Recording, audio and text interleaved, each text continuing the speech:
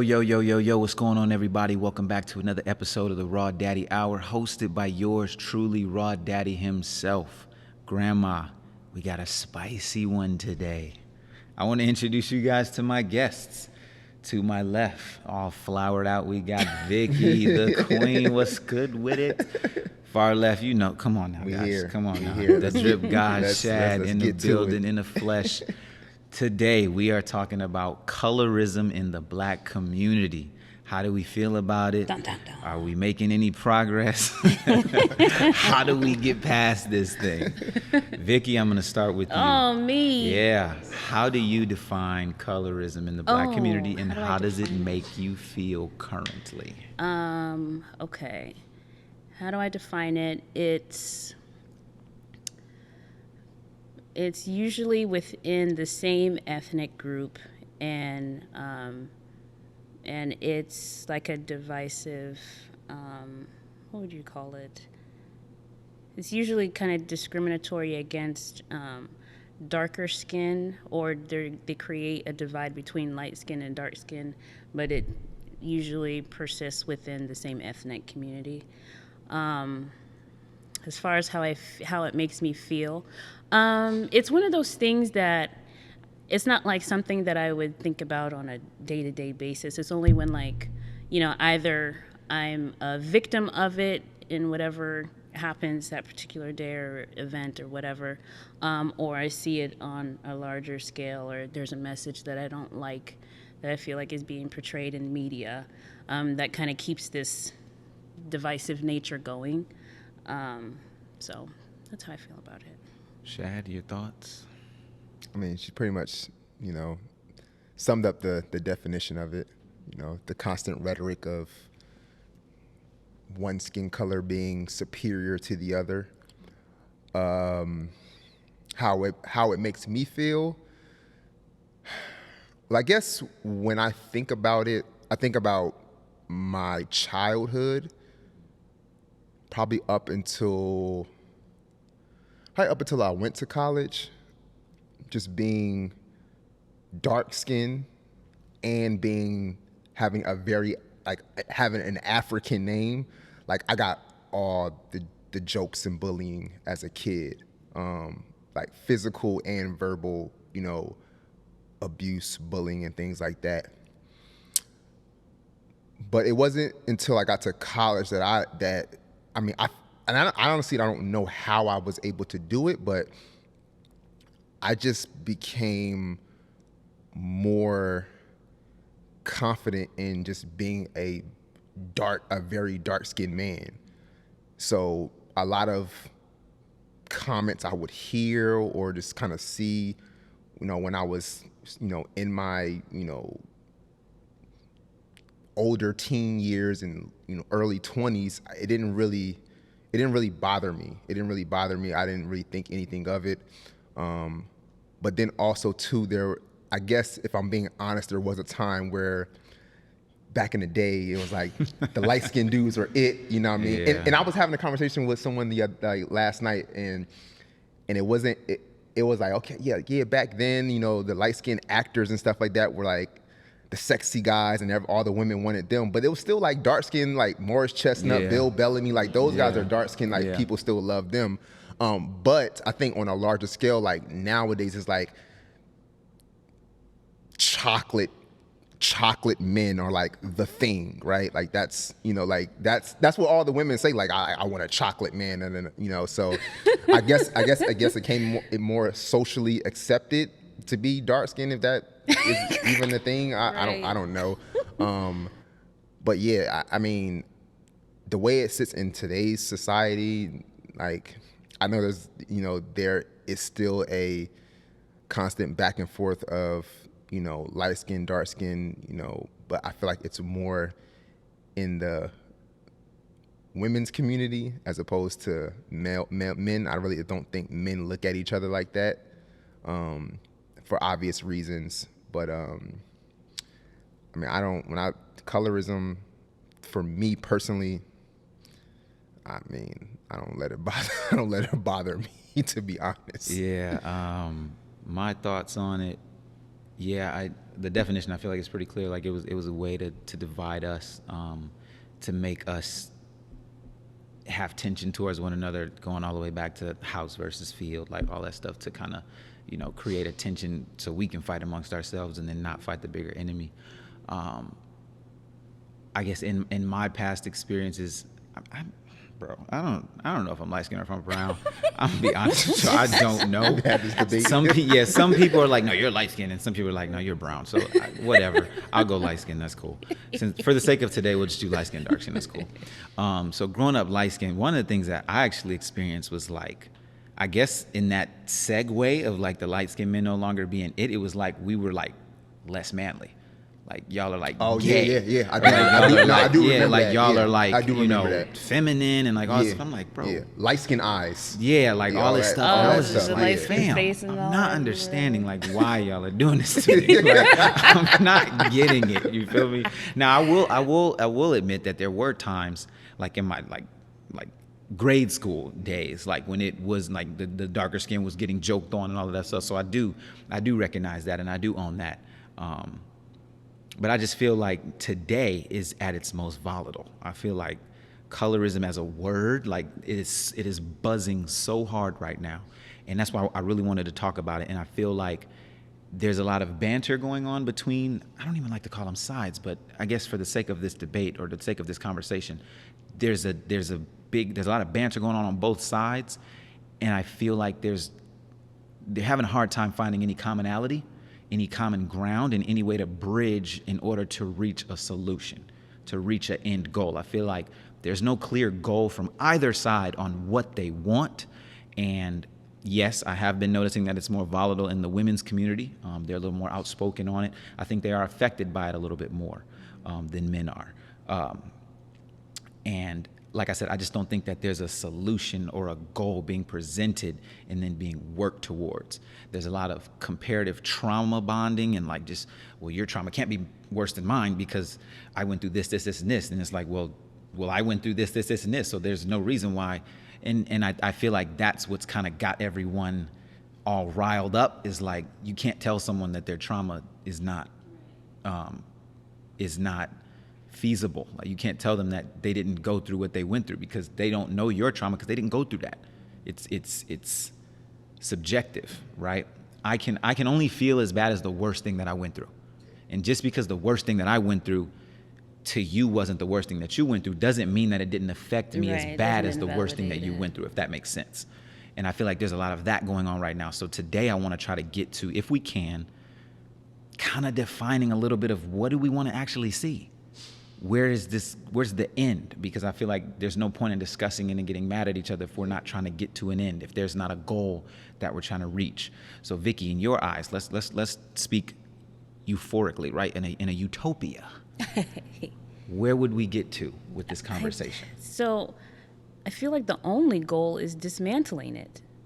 But what does that look like? You mean how do we get Because there? it seems like it's different on both sides. So what does that look like? I don't know what they're... So I guess I would have to hear, the people who are comparing trauma as dark skin versus light skin. It's like that was the whole purpose of colorism, is for you to have these trivial arguments that don't lead anywhere. So colorism has to be dismantled. That's the only route that we can take because it's divisive in of itself. So I mean, that's what I would like to see. That's why, like, even if it's, I feel like my nature is naturally that of someone who's an advocate. So that's why I don't like to hear certain songs, see certain things that perpetuate this idea, especially for the younger ones, because then it's just a never-ending cycle. It's never going to end. So no matter how small it may seem, I don't want to diminish those things because they ultimately have an effect on somebody else. Like even something as small as I remember, like when I was a kid, my mom would only buy us black Barbies, black dolls. Like there was no other color. So like those little things formed the way that I saw, my reality. So I think music, anything in the media, all those things that no matter how small we may think it is, they make an impact, and it either perpetuates something that's negative or it's able to move people forward. I'll give you a specific example of some things that I saw. I'll give one from one side, and then I'll give one from another side. We'll talk about one first, and then we'll talk about the other. So one of the things that was being discussed was dark-skinned women feeling like light-skinned women were not as black, and their traumas did not equal. They were not equal. They were not able to speak on them because it didn't equate to a trauma of a dark-skinned woman. That is a specific example of something that was spoken on and kind of discussed, and not even discussed, argued, because there's no way you can, I feel like you can't discuss that peacefully, like when you're trying to tell somebody that they're less than. Like, I don't feel like that. But I guess in bringing that up, what point were they trying to make? Like, why were they using that instance? So the context was so there were a few rooms going on, and this is on Clubhouse. There's a few rooms going on. Dark-skinned women had made a room about colorism where light-skinned women had came in, and it's kind of like share your experiences. And as they were doing so, they were getting attacked. So then the light-skinned women took it upon themselves to make their own room. It wasn't like they weren't like bashing. It wasn't like a bashing thing, but it was just like, let's go make a space, right, to like talk about it. But of course, you make a room, other people gonna come through. And so they just like kind of followed them with the same sentiment of like, and it kept being said. And I can remember an example that a woman used. She said, a dark-skinned woman's trauma is like losing a parent, whereas a light-skinned woman's trauma is like losing a dog. Jesus. Like she said that out her mouth, bro. Oh dear Lord. And then wanted them out to like, loud? yeah. And then she was like upset that they weren't like accepting it. And so that's where I listened to stuff like that. Because like I said, I didn't speak in the room. I just listened. I listened to stuff like that. And I'm like, so how do we reach an end goal if you're trying to tell someone that they're less than? You know what I mean? This seems like silly rooms to me, honestly. But these are real people in our community. Like, we can't just, you know what I'm saying? We can't cast them away. The reason I say silly is because the bigger problem is the colorism. I think that there can be a safe space to talk about your experiences with colorism, but you have to, those experiences that you're talking about, it has to go somewhere. You can't just exchange story, and then it gets into the comparison of traumas. So what does that do? You know, it'd be a different thing if they're trying to find a way to unify and dismantle these things, or they were sharing their experiences so that they could hear another perspective. That's what I thought it was supposed to be. You know, so because maybe when you can hear another perspective, it might give you a different approach to approaching these things, or just a different approach. But so that's why I say silly, because it's like you're arguing about what? A part of me feels like, not a part of me, a lot of me feels like sometimes people aren't healed enough to come into these conversations. Yes. And and this doesn't only apply to this conversation, but sometimes, like, I don't know if you've ever been in a situation where you hear somebody complain about something that you don't deem to be like that bad, right? Like, I've heard people complain about, like, let's say you got like a rich person that complained they didn't get their allowance for the week, and you're like, bro, are you serious? But to them, that really might be like the end of the world. And that's when I kind of learned that, like, trauma and you can't really compare it, because like I said, it doesn't equate. It's not like, oh, you didn't have a cousin that got shot, so you don't know anything. It's like, no, that might be the worst thing that ever happened to them, so they're going to internalize it the same way you did your cousin getting shot. So I think a big part of me is like, coming to these conversations a lot more healed. People aren't coming in healed enough, and now you're projecting, you're attacking, and it's like me, let's fix me, when if the goal is to fix colorism as a whole. This one lady said it great, in my opinion. She said, we just need to cut the shit. Yeah. We all black. Right. I don't give a damn what you went through, and not like in a derogatory, but I don't give a damn what you went through. At the end of the day, we all been through stuff. And like I said, if we all go to West Virginia, you know what we're gonna get called. And I was out there. We all get called the same thing. And I was light skinned out there too. They ain't care. Wasn't no privilege with that. You feel me? True. So I feel like we have to get to a point where it just doesn't matter, because I'm starting to, like, the way that it's starting to look is like we're starting to quantify who's black enough to do what. And when we start to do that, like, how can we say we can't in one breath say we're a community, then in the other breath keep facilitating the same shit, just making it, slicing the sandwich in a different shape and trying to make it seem like it's a different sandwich. That shit is not a different sandwich. So Shad, what are your thoughts on what you've seen, like, as far as, because I know you had some conversations with some. Go ahead. Okay, go ahead. You got something? Go ahead, say it. Because like you talking about your experience, it's always interesting to me because I don't know about black men's experience with colorism for a few different reasons. Like for me, I went to an all-white school where I was literally the only black kid in the class for a very long time. So I didn't even really know I was considered dark-skinned until I got to like high school. And I was like, oh, I'm dark-skinned. Okay, I guess so. Oh, okay. You know, like I was just black before. So I'm curious to like.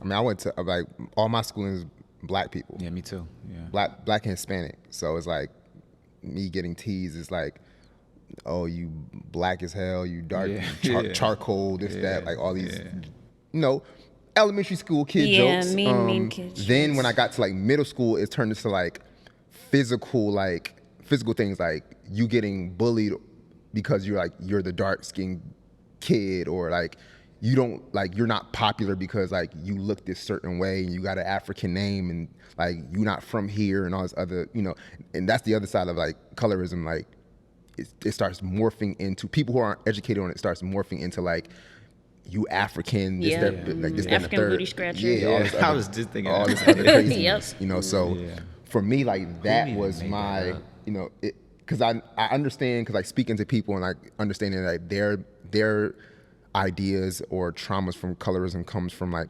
a lot of times people who aren't really in the same race or whatever the case may be. But for me, it was people my peers, like people of the same skin color, also black. Yeah, for me it was definitely same race. It was definitely same race. Like growing up, I went to all black schools until college.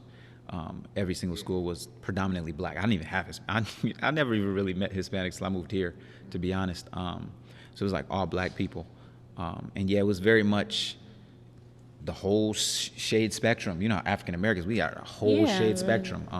And yeah, it was definitely more attack garnered at darker skin. Like it was definitely more of an attack garnered there until the gay stuff and like now we're considered softer, not as good at sports, like not as manly, like that kind of stuff. But I feel like as we got into adulthood, like men kind of dropped it. Like it was kind of like we don't do that no more. Well, I'm not gonna say we all don't do that anymore, but for like a good bit of us, like I feel like we kind of just like dropped it. It was I don't look at someone who's darker than me and like, oh, I don't really care. Like it's just like, you black, I'm black, like whatever. Like let's link. You feel me? Like I feel like we don't do it anymore as much. Not to say that there are not people who have traumas that still haunt them to this day, though. I don't want to like discredit that just because I didn't go through something that was like super traumatic. That doesn't mean that somebody else wasn't in a position to where they were, I never was physically harmed or anything like that. Like it never got physical with me. Verbal, I mean, like you said, middle school jokes, high school jokes, like that kind of stuff, but it was never like to the point where it got physical. So I definitely don't want to discredit that. I just think too, also men don't wear their heart on their sleeve as much. So even if they were to go through something like that, of course we have the wanting to be a man thing where it's like, I don't want to talk about, somebody putting hands on me and me not being able to, defend myself. I'm not going to talk about it. I'm going to just keep it in, right? So I don't know that there's as many spaces to kind of talk about it either. So I would say that too. Because you even look at like, because as we're talking about that, like Sammy Sosa comes to mind, and it's like, like bleached. Like you don't know what kind of trauma someone has gone through. Like you said, men don't wear their hearts on their sleeve, so it's like, for him, like it whatever he had been dealing with when it came to his skin color. He was already kind of light too. Yeah. So he wasn't like, Michael Jackson. Yeah, exactly. So like those individuals get to a certain point in their life where they feel like, as men, they need to take it into their own hands and like, this is what I'm gonna do to fix this situation and feel better about myself. Yeah, I asked that because I guess my experience with it has always been, it's usually accompanied with, oh, light skin, long hair, pretty, like associated with beauty. So I was always curious to hear like what kinds of things black men were hearing when it comes to skin tone and I think one you of know. I think one of the bigger differences, right? Because when you look at how dark skin is portrayed, right? It's portrayed as aggressive, manly, and masculine. For a man, that's not a negative. You see what I'm saying? So like for a darker skinned male, as they start to, like the Morris Chestnuts of the world, like think of a woman equivalent, right? I would think of like a Viola Davis, right? If they were both classified masculine, manly, aggressive, one would be looked at as attractive, another would be looked at as scary. You see what I'm saying? So I think that's kind of where it differs on the beauty standards, because I think as men, our beauty standards are just a little different. You know what I mean? So I think that's kind of where it like. I think there was. changes. I think in the past though there was a bit of beauty standard when it came to light skinned versus dark skinned men. Oh yeah. Because like if you think about older music videos and movies, it's like the light skinned guy was like dressed all suave and Oiled stuff up, like that. like Yeah, yellow you got Cool J. the hair. Maybe The hair I was have like a different definition of light skin. I think light skin is subjective. Because like when you Yeah, say it that, is. I'm like, It is. who was? I'm trying to think in videos like who was light skin like I'm thinking that? like Lloyd, Omarion, like. Marion's not no, light. Marion's not He light not? skinned. I Nah. thought he was. Marion's Then I'm not dark light skinned. We like the same color. He's shot. I mean, he had the little thinking swap. he's a LL little Cool J was darker. definitely. Yeah. Is he? I don't consider Lotion. LL light skin to Yeah, me.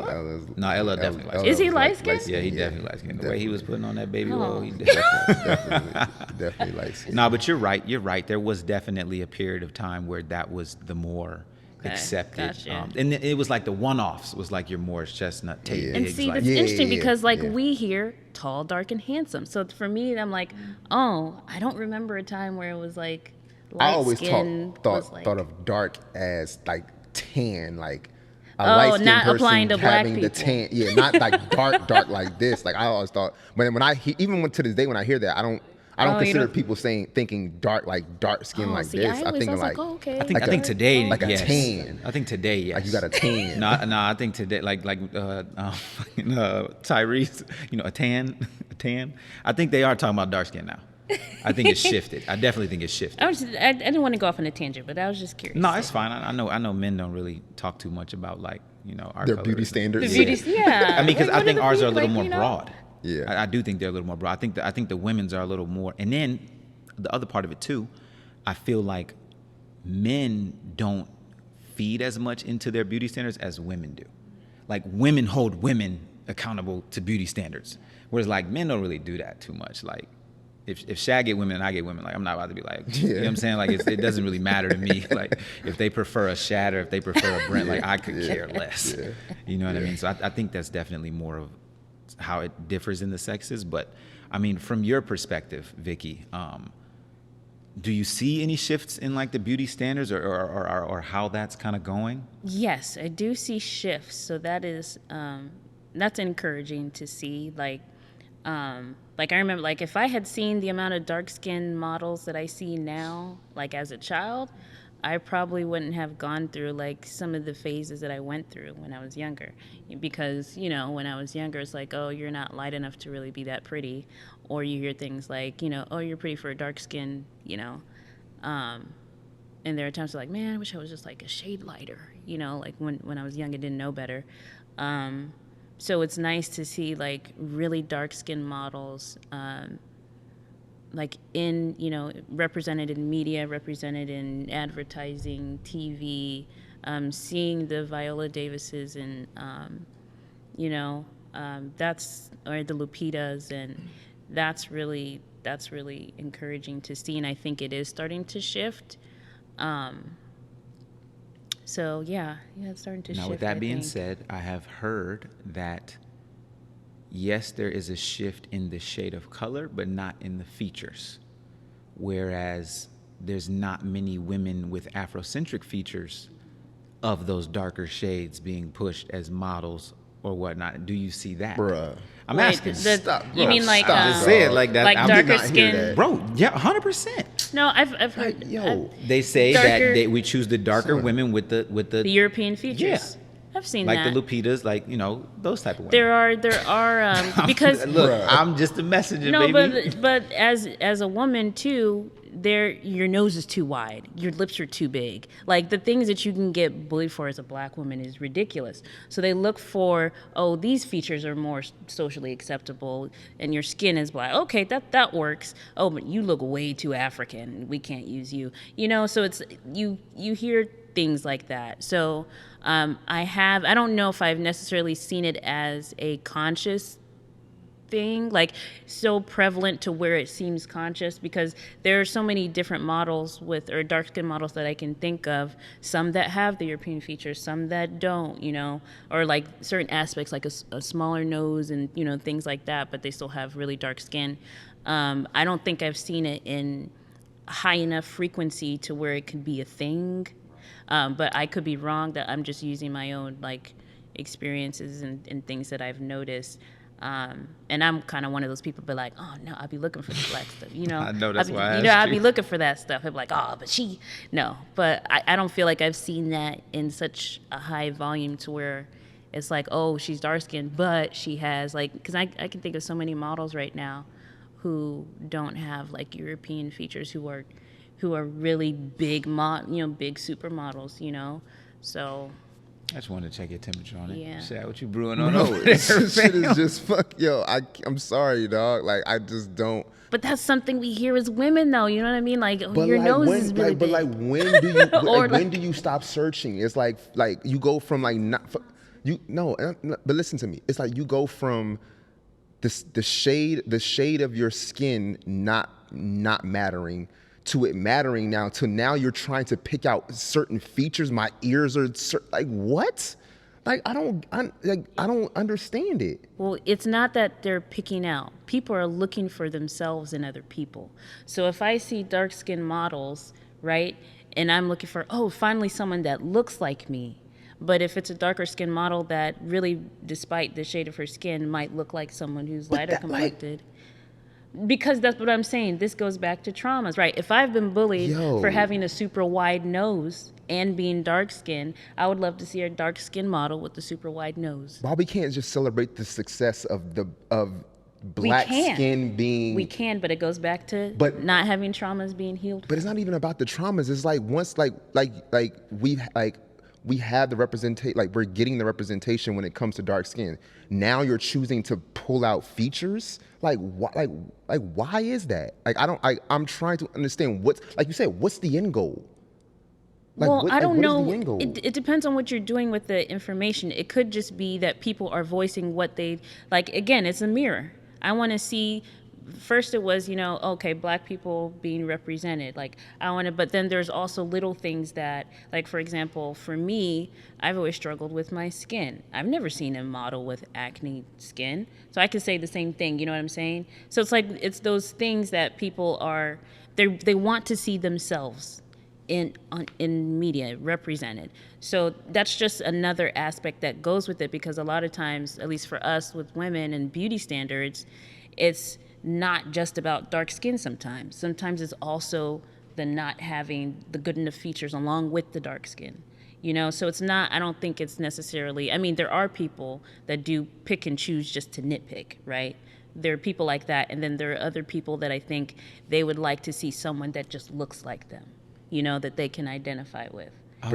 Because is that a realistic? It's not. It's not. That's where I go with it. not. Is It it is a realistic realistic. No, it's not request? realistic. Yeah, it is realistic. You're looking for someone who looks like you, who has the features that you I'm have. not saying like, to look like you're, look like my sister. That's not what they're But like, saying. what's the barometer? Okay, she needs to have dark skin.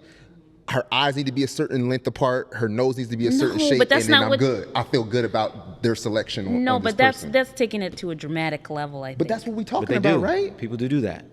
I don't think they're saying the eyes, the nose, Okay, and not mouth has to match. the eyes, but they, you know what I'm saying? definitely harp on the features. I've heard this more Please than enough educate times me. to What features are we talking about like, here? I wish I had pictures, man.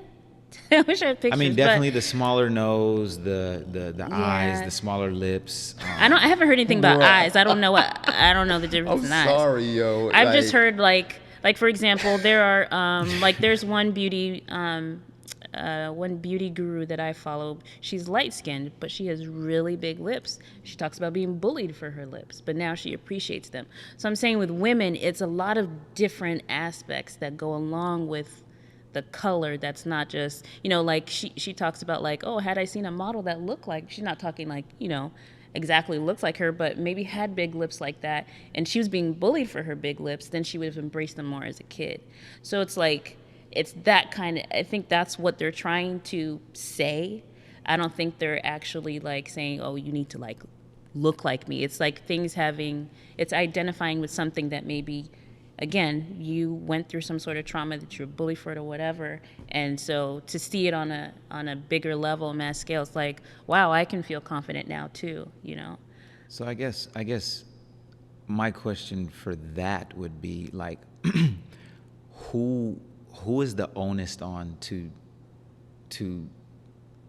get this representation in there? Because like so if I see something like that, right? So let's say I'm watching TV and I don't see anybody that looks like me. My thought process will go to, all right, I'm gonna create a TV show and like put people that look like me in it. I'm not gonna write to the producers who casted and directed their own show to tell them like, yo, you need to put some people in there that have these features to be represented. Like, so I look at that as like, I feel like nowadays it's more wide open than ever. Like we could create our own spaces if the goal is to, in a way control like the types of representation. I feel like we could create our own lanes to be able to do that because I don't feel like we'll get any, like you said, like that's a slippery slope. Like, okay, so what are we gonna pick on now? Like, you know what I mean? So that's kind of how I look at it. I feel like, I don't think there should be a hyper focus on the features portion. It just starts with representation in general. yeah, that's my thing. Like I feel like so for example, I think about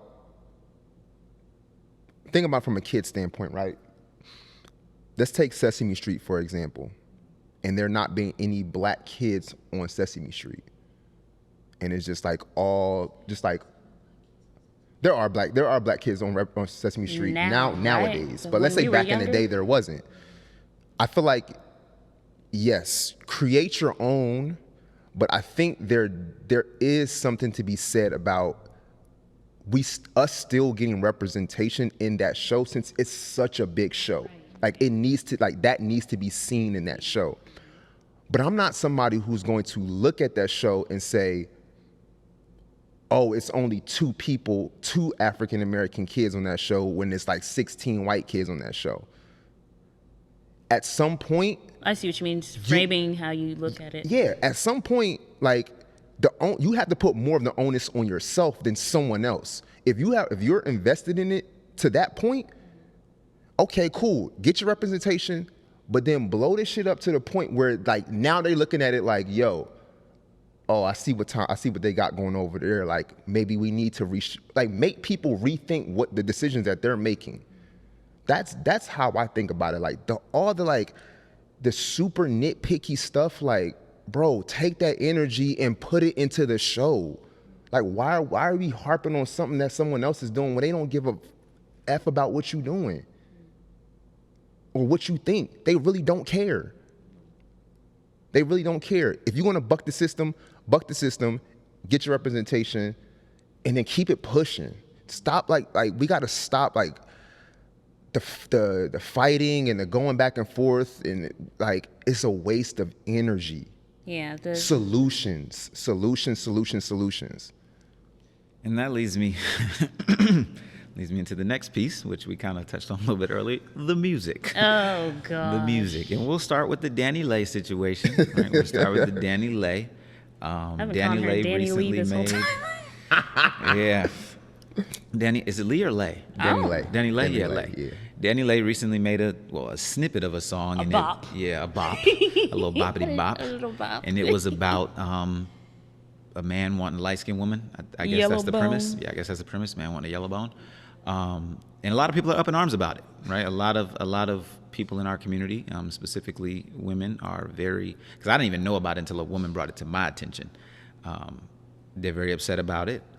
They think it perpetuates, this colorist movement, so to speak. So I just kind of want to get our thoughts on it. I'll start with you, Shad, because I know, Vicky, you've got a different thought on it. So I'll start with you, Shad, and just kind of something, nothing, or everything, you know? I think people need to understand that. Let me pull that back. I think people need to realize and come to terms that we all have preferences. We all have preference. What you like is what you like. Point blank, period. When it comes to that specific situation, the song was a snippet. So supposedly, I think that someone said that there was a whole song out. I didn't hear the whole song. I tried to look it up. I didn't find a whole song. I found the snippet.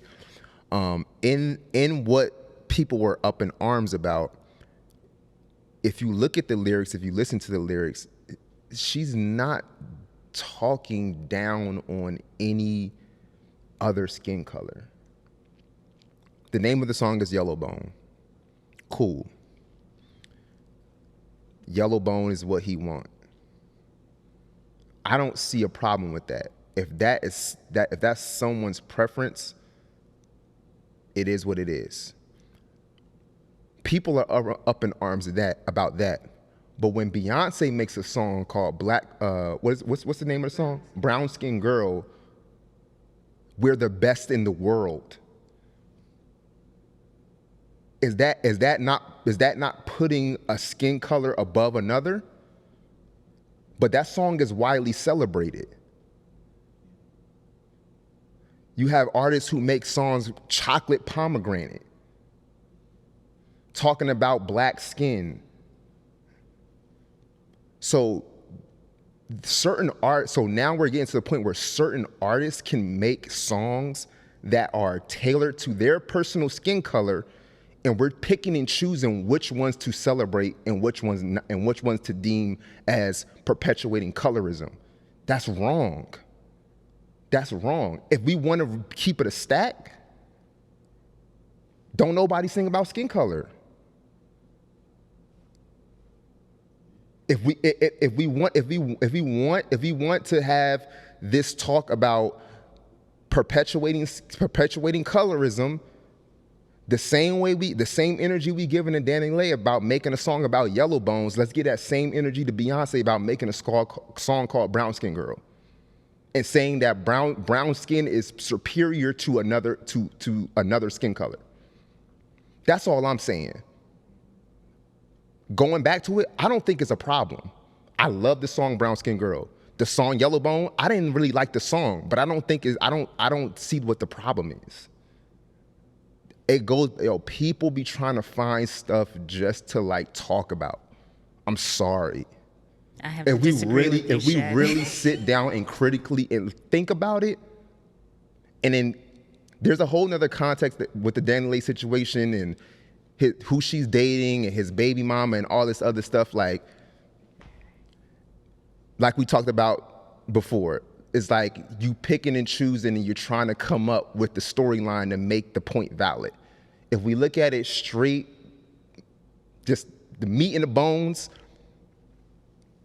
2 songs, if you want to compare songs, one is the light skin anthem and one is the brown skin anthem. That ain't our anthem.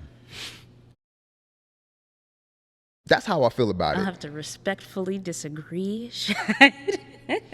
Let me tell you why.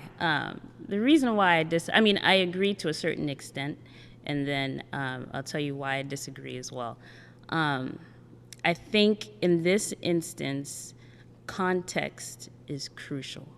Where we are as a Black community is very crucial to understanding why that song could be problematic. I haven't heard the whole song. I've only seen the snippet. And when it comes to colorism, I also think of things as 10-year-old Vicky.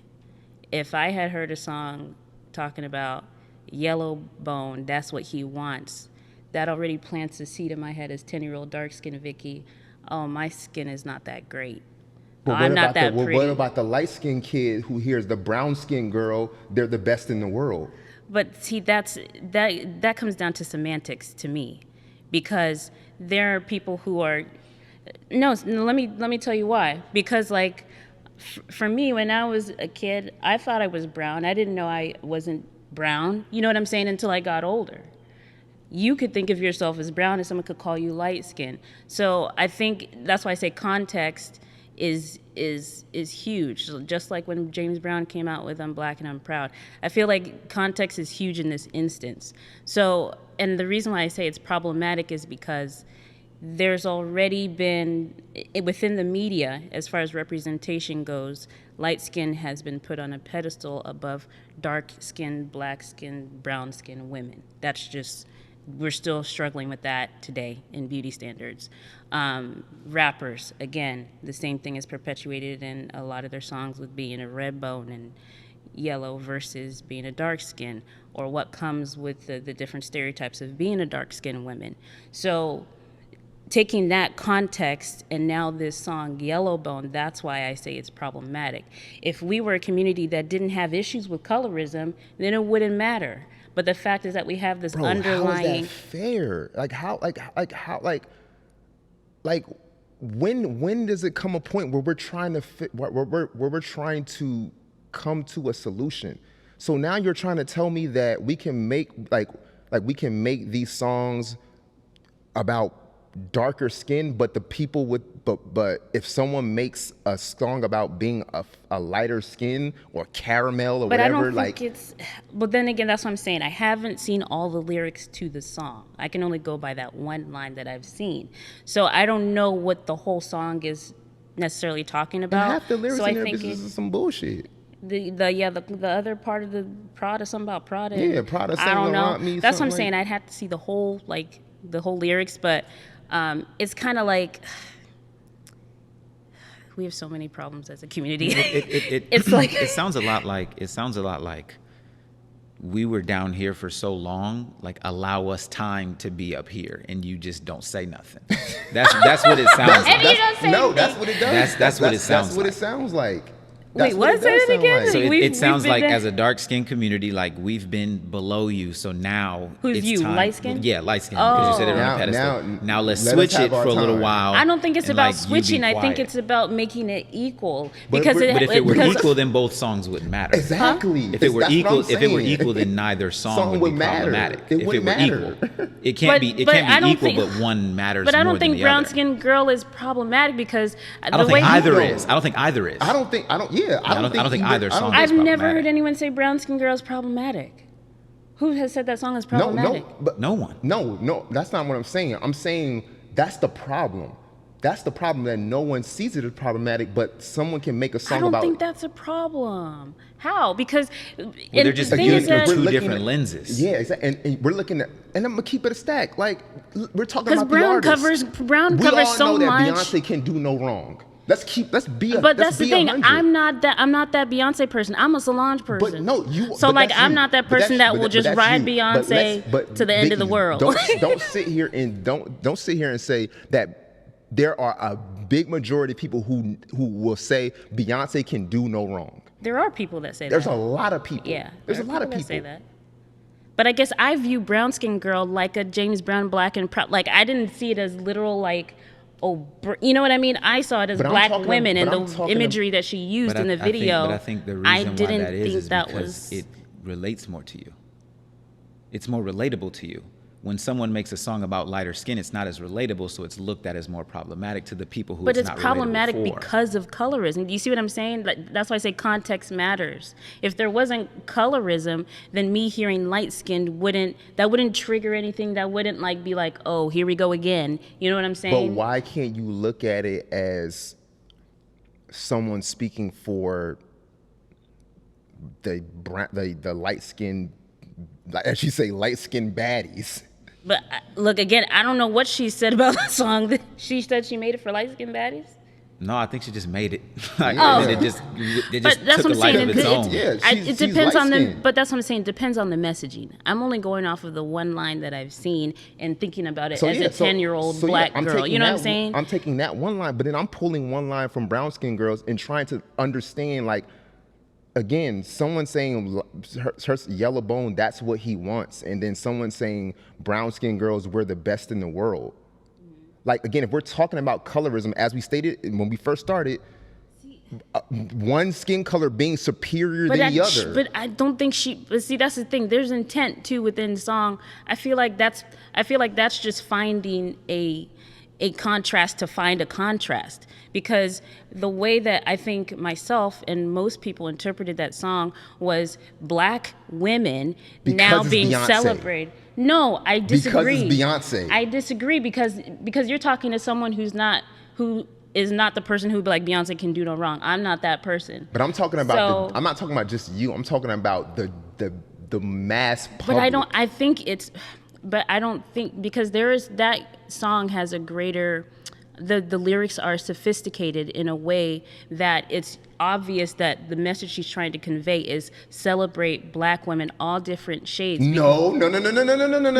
This, I'm talking about the imagery in the video. Now you're going That's what I'm saying. But that's what I'm saying. But that's a whole context because it came out at the same time. But see, my thing is this though. You know what I'm saying? The song, it was a visual.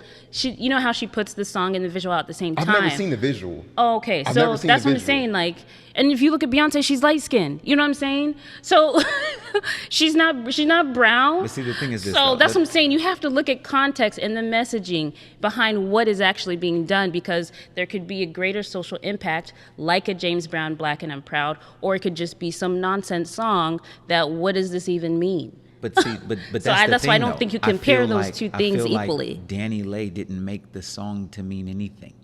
It wasn't targeted at anyone, and that again goes back to people taking a missile and redirecting it toward themselves, because I don't think that she literally made a song about herself. That's the thing. Like, so we say, but we only have half the song.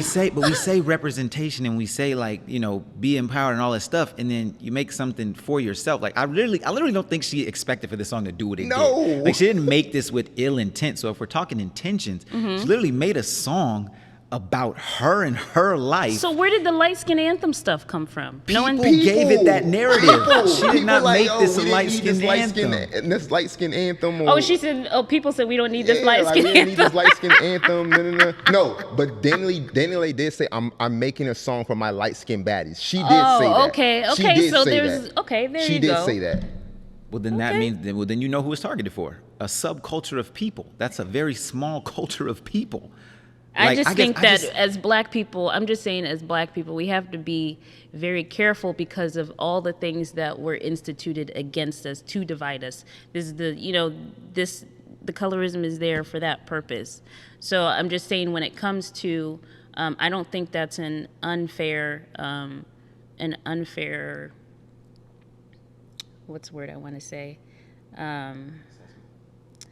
Not assessment, but I don't think that's an unfair responsibility for us to have, because the way that, you know, just the history of this country, the state of our communities, the different things we have to fight against on a constant level, I think we do have to be careful with what we say and what we do, so that those things don't continue to be perpetuated generation after generation. So that's why I say it could be potentially problematic, because when it comes to colorism, usually the people who are being discriminated against are the darker skinned people. Even if you look at within the Indian culture, same thing, the darker skin versus the lighter skin ones. So that's why I say, I haven't heard, we haven't seen the full song. All I can see is the one line. So it can be problematic because of our state. If we were a community that didn't have to deal with these things and make sure the future generations are healed from these things or don't have to go through these things, we wouldn't have to scrutinize words and songs and things to the level that we need to. I guess, and this is where I'm a bit confused and reluctant to do such things, because it seems like the barrel's only pointed in one direction.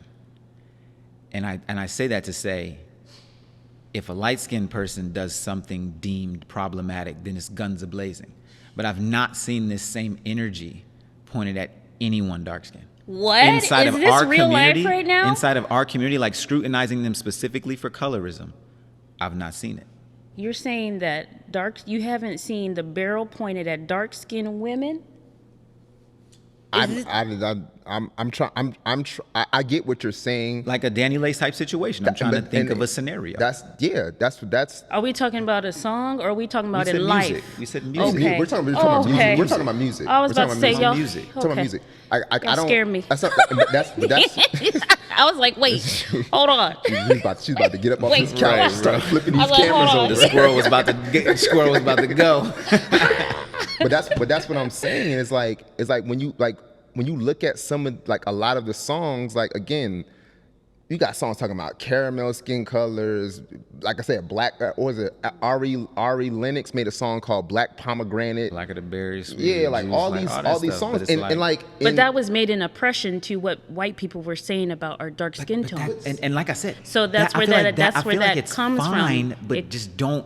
Okay, so it's like this. It's like it comes from making sure people who have darker skin tones can celebrate themselves and not succumb to the different projections of white or lighter skinned people that are putting on us. That's where those Let me ask you a things question. come. Let me ask you a question. We are. Let me That's ask you a the question. problem. Is Let me ask you a question. Our mistake is thinking we're not in a time. If that is the case, and the songs are made for dark skinned people to relish in their dark skin, does that also then mean that song negates light skins, whites, Asian? Is that song going against that? No, I don't think so. Then I think how is it in the reverse? Wait, what do you mean? Then how is it that I don't someone think it's in the celebrating I their don't light think it's- skin I don't think- affecting a dark skinned person? But someone celebrating that they're light skinned, I don't think that they're necessarily, how do I word this or articulate this? Because we can look at her words, right? She didn't say anything about dark-skinned women. She's just saying yellow bone. Not from the lyrics that I've seen. Right, from the lyrics that we've seen, she's not saying anything against dark-skinned women. So I don't take it as like she's attacking me. I'm thinking No, about I mean, it. why are you internalizing this? You said you look at it from a 10-year-old Vicky. Right. Like I wouldn't hear a song about dark skin and be like, as a 10-year-old Brent, like I would, you know what I'm saying? Like that's what I mean by that is like if your song can be made to celebrate you, and I support that, then why can't someone else make it? Because they can't control their color. Why can't someone else make a song about themselves and their color and it not be taken as a shot? I'm just saying be other careful colors? with what I'm saying is I'm saying be careful with the messaging. So however you choose to communicate that, be careful with the messaging so that it doesn't perpetuate any of the coloristic things we're already dealing with. That's when I have an issue with it. If I feel like it's perpetuating this whole colorism thing, then we're doing the same thing over and over again, you know?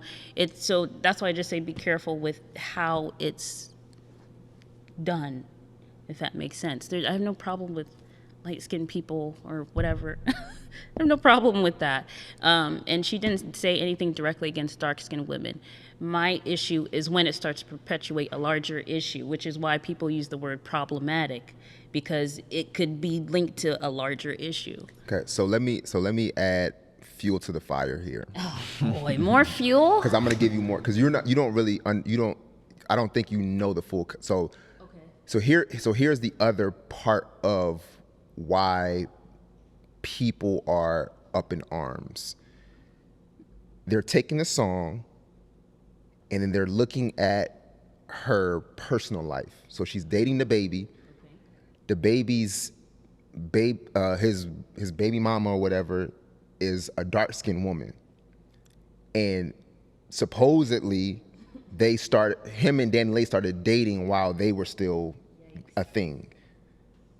So when the song comes out and it goes, a yellow bone, that's what he wants, then people are directly taking that. That's rough. And okay, I didn't know coming that. up to conclusions about the lyrics of like it was lyric, it was targeted towards. Lyric, I yes. see. I Yes. could see that. I could see that. Yeah, that's even worse. It's even worse. I don't know, bro. I just don't have the energy to be offended by shit like that. Like, I guess whenever I see stuff like that with musicians or something in the media, my thought is like, how do we stop doing this? So that's what I'm always thinking about, is like, how do we not continue to pass this stuff on to people? So that's why I like think it's still important for us to have these conversations and whatnot, because it's the most things definitely that I important. mean, I feel like, you said what? it's most definitely important. I think Yeah, open discussion is gotta talk about these things, and even knowing like now it's a matter of, okay, assessing what it is. Is it a debatable matter that doesn't really tie to something in a larger scale, or is this something that, okay, we really need to make sure we're talking about this and not perpetuating an ideal? Because I mean, think of how influential music was when you were a kid. So yeah, and now knowing that, that's even worse. But she just outed herself. Like, what are you? Because then it's like, what are you trying to say? Like, what are you trying to say now? But even if she can't even defend herself. We can't infer though. We can't infer. We can't. You're right. We can't. No one knows her true intentions but herself. We can't do that. Nobody knows that by herself. Because we love to do that as a people. We love to take a situation, spin it how we want. And if I was an artist, I wouldn't say shit either. I'd let y'all spin it till your wheels fall off. Go ahead and drive yourself crazy over my life that you don't know nothing about. We love to do that. Look at other people's lives and compare it to ours and take their stuff and try to, like I said, take the missile and turn it towards ourselves. And I think that in itself is the most problematic piece. Why can't you just let a song be a song? Did you like the song? No? All right, push next.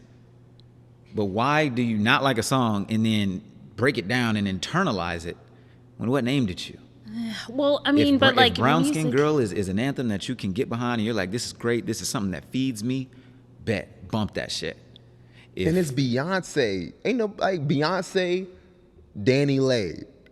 Yeah, but someone has a little bit better sophisticated lyrics too. No, but what you know what I'm saying? I feel like what he's saying is like, why somebody does has she clear even matter that messaging. much? Exactly. Why does she matter? I feel like he's That's saying, what I'm saying. why does she get to have this type of control over people? It's like, But it's not about but snippet. that's but 15 I think that, seconds, fam. I don't think that's Like we but up I in don't arms think, about an artist who don't know us. Like yeah, but the thing is that regardless of whether she's influential to us, she's influential to somebody else.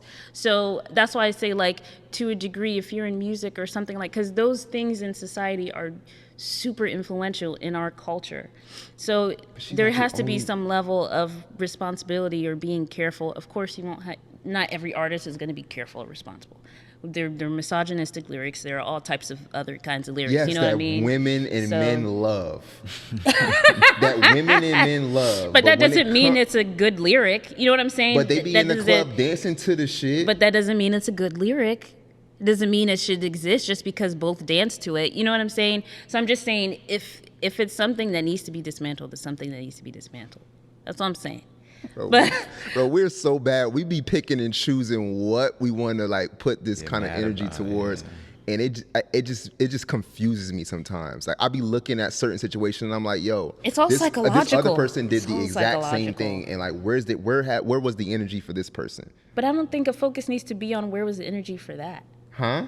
I don't think the focus needs to necessarily be there. I'm not talking about like I'm not harping so much on where the focus should be. I'm just saying like it kind of goes to like just my whole thought process on like when it comes to stuff like the colorism debate between like on this Danny Lee song or whatever. It's like if light-skinned people were up here for so long and dark-skinned people were down here for so long, and it's switched, and now we've given space for dark-skinned things to kind of live and flourish. When are we going to get to a space where it's even? But I don't think it's switched. That's the thing. It hasn't switched. I don't think it's switched. But that's what I'm saying. Like, maybe as a black man, it's different for y'all, but it hasn't switched.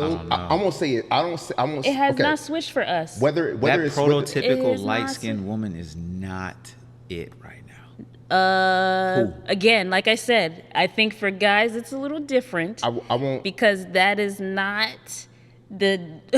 So I would you won't- so would you consider the Rihannas, the Beyoncés to be a prototypical light skinned woman, like the ones that we're talking about from the 90s? You said, wait, what? The Sorry? Rihannas, the Beyoncés, the Jill Scotts, the Jennifer Hudsons. Are you considering them to be like just regular light skinned women? Jennifer Hudson and Jill Scott aren't light skinned. That's what I'm asking. Yeah, Oh, wait, that's what? no, I'm he's talking saying, about do you women that consider- are like up like there. like the premier- the banner of beauty, like the Beyonces, the Rihannas. Like, Is of it still like- would they be considered light skinned back in the day? Yeah, Oh, Beyonce and Rihanna? Yeah, I don't think so. they would. Who's That's not a light- yellow bone. That's not a red bone. That's brown skin. If I'm being honest, that's not. And that's why I Because- say that but, it's like, switching. who- But that's why I say that it's switching. Because see, I see those them wouldn't as be the beauty light skin. standards, 80s, 90s. Like those. I wouldn't don't have see been- them as. No, but in the 80s and 90s, it was people my complexion, women. Like if you look in the music videos, like the Toni Braxtons, the Total, SWV, Escape. Were they sex symbols though? Some of them were, yeah.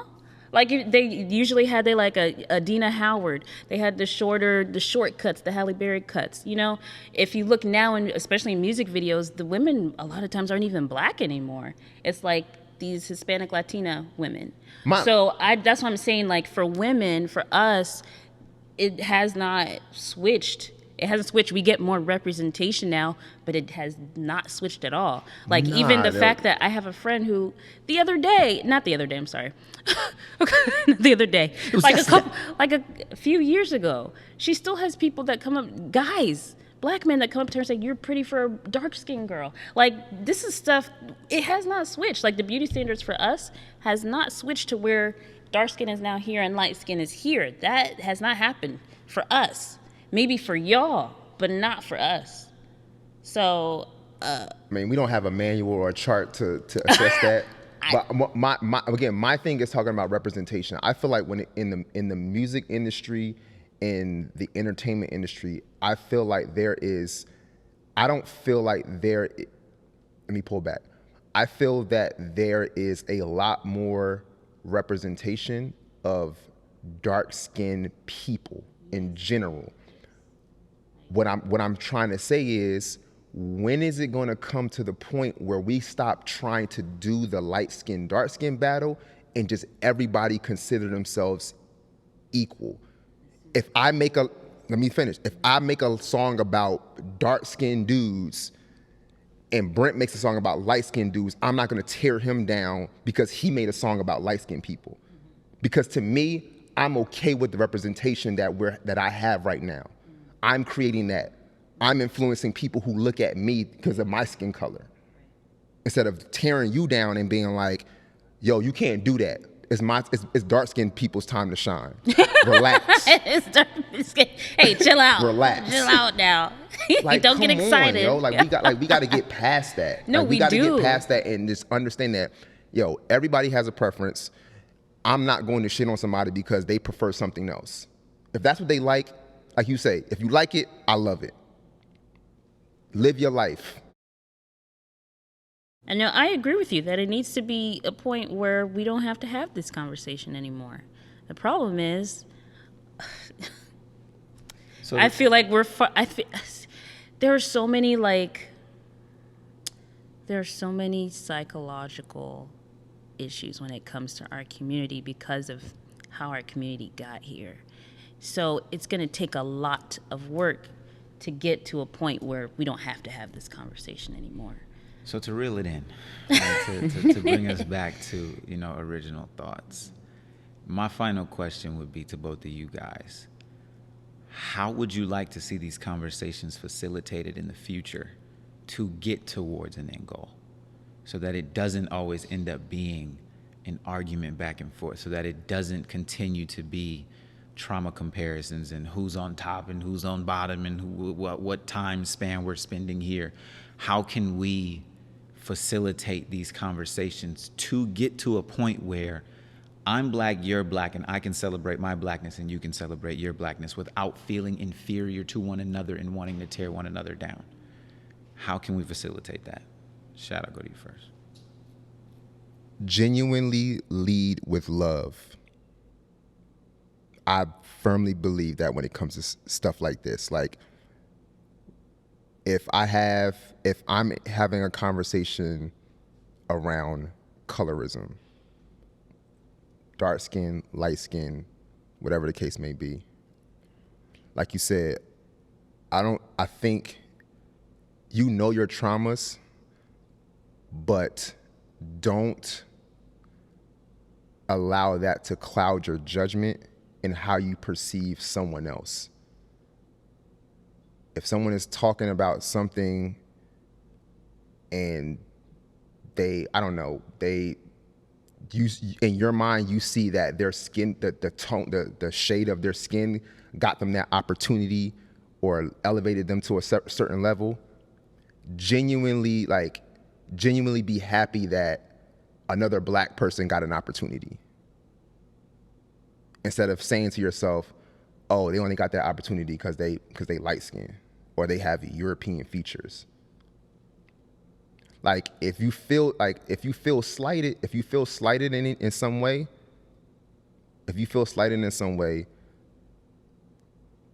we need to start thinking about solutions where a person, or if it's a group of people, can create a space where they are able to fill whatever void that they feel is missing. They can fill that void. But I think the conversations that we have as black people need to have more love in them instead of like arguing, banter, like pouring fuel on fire, being triggered by certain people saying certain things and comparing traumas and doing all that. Like, it's not helping. It's putting us in a much worse spot than we are. So again, tailored like these conversations, and I will say, I think you made a good point, Brent, about being at a certain space, certain level of being healed before you even like start having those conversations. Because if you're not healed to a certain extent, everything's going to be a problem for you. So I think being able to like come into a conversation, having a fairly clear state of mind, and being able to like critically think, like dialogue can happen instead of people kind of like cutting you off and just talking trash all day, you know? The question again was how can we get to a point where we can facilitate these conversations and they lead towards growth? Just like Shad was saying, leading with love, of course. Also, leading the conversation with the end goal at the forefront, so that you know people aren't going off on tangents and it gets into my experience versus your experience. So when you lead and you set expectations for the conversation with how do we dismantle colorism, right? That's a different conversation. And then having the ability to either be healed from your own traumas, but of course, as a black people, I feel like we're always in a state of trauma, honestly. But even having the ability to not be offended, so that people can have a safe space to actually discuss. So when you have the ability to check your feelings at the door and have an honest conversation, you're more likely to get to a solution than if you go in ready to fight, you know? Go in ready to fight. So creating like an actual honest, safe space to have these conversations with the end goal in mind. And yeah, I think that's... For me, it would just be, no matter what skin tone, understanding we're all on the same team. And sometimes teammates don't get along, but the point of having hard, tough conversations is to make the overall team better. So even though Shad's coming from a place of passion, Vicky's coming from a place of passion, Brent's coming from a place of passion, and however that may manifest in how we speak, just understanding as we've set the precedent at the beginning, if the goal is at the forefront, then we know, okay, this is something we have to get through. We have to hear Shad's passion. We have to hear Vicky's passion. We have to hear Brent's passion. We have to hear her disagree so that we can get to the root cause of whatever it is you're disagreeing about. And understanding that, like, hey, it's not an easy conversation. There is no way that it can be an easy conversation. The second piece of that would be, I think it's good to have someone moderate, and someone who maybe doesn't speak as much, but they just kind of keep everybody on task. And the last piece would be to actively listen with the intent to understand what someone else is saying. Don't listen to wait for them to breathe so you can chime in. I get it. That's real. All these conversations that I have, every single person's point of view is not the most interesting. But I still listen to try to understand what they're talking about, because then guess what I can do? Ask questions to dig deeper so I can further understand where they're coming from. Now we can have a dialogue. You can't have a dialogue if I don't know what the fuck you're talking about, if I don't get where you're coming from, right? Like how Vicky asked, how is it for men? I don't want to speak on that until I know, like, yo, what was y'all experience like? What was it like for women growing up, dark skin? Where'd you go to school? Because that's gonna steer how the conversation will go. So we're all on the same team.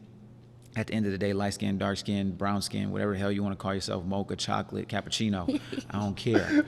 We all on the same team. We all the same to another team. What's the we all the same to another team. When we go to West Virginia, Bro, we all know where we are. We all gonna be It there. don't matter. You know what you got we one are. curl in your hair. You know what you are. So that's going to do it for another episode of the Raw Daddy Hour. I want to thank you guys for tuning in. I know this one got a little spicy, but you were warned. Thank you to my guests once again. I love that we can be all spicy together and Yes. still Yes. end it Yes. off cool. Always fun. Yes. We'll catch y'all in the next one. I'm tapped.